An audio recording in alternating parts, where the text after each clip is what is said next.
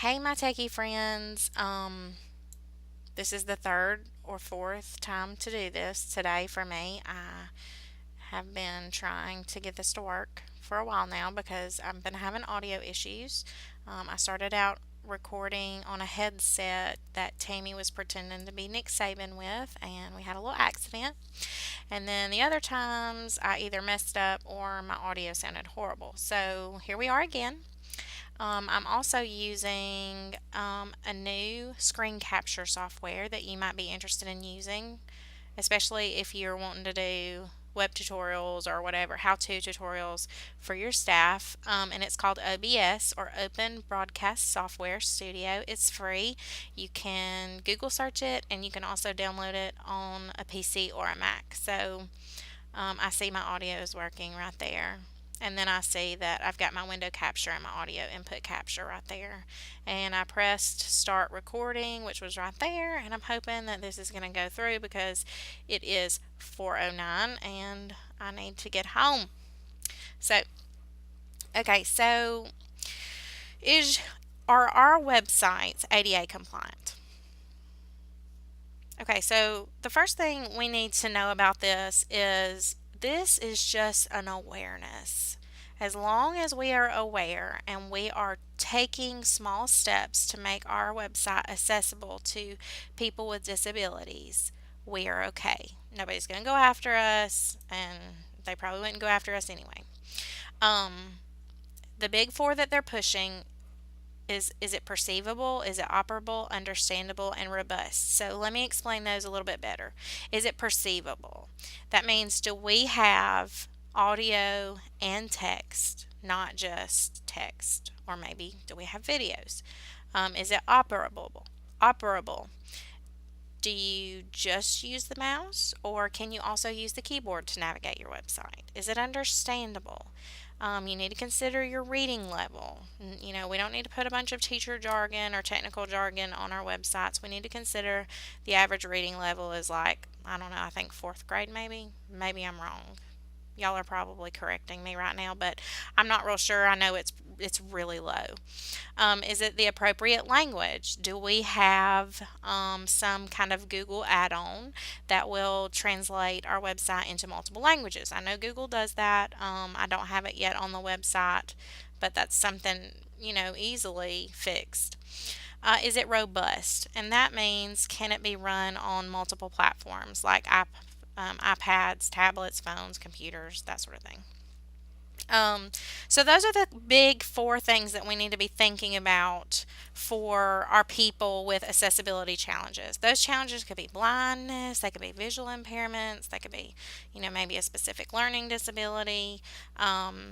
Gaggle, who put on this webinar that I went to, even mentioned seizure disorders and the flicker rate of our website. Now, I don't really know how to adjust that. I'm sure Jeff and Matt and Stacy do, and they can, I mean, they can offer more information on some of these things that I'm talking about, but even our animations that we put on our websites. So, we really need to be considering these things just because there's a greater use of e-learning.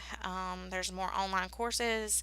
There's a growth in distance learning. There's greater number of students with disabilities going into higher education. And more specifically, or more applicable to us, that's really the main way that our parents are getting information from us, aside from, our texts and our Blackboard calls. So, um, they they really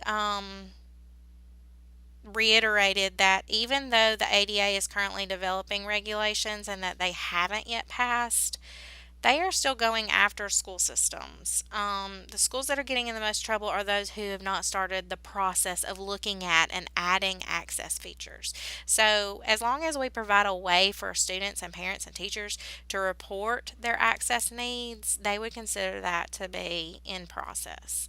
The two bodies of law that are right now really into website access are the Rehabilitation Act. You probably heard about that, and the Americans with Disabilities Act.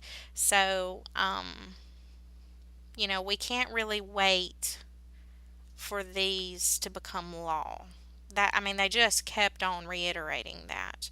Um, and then they gave us an example, perceivable information. Um, and this example of the principles. There's four principles. This example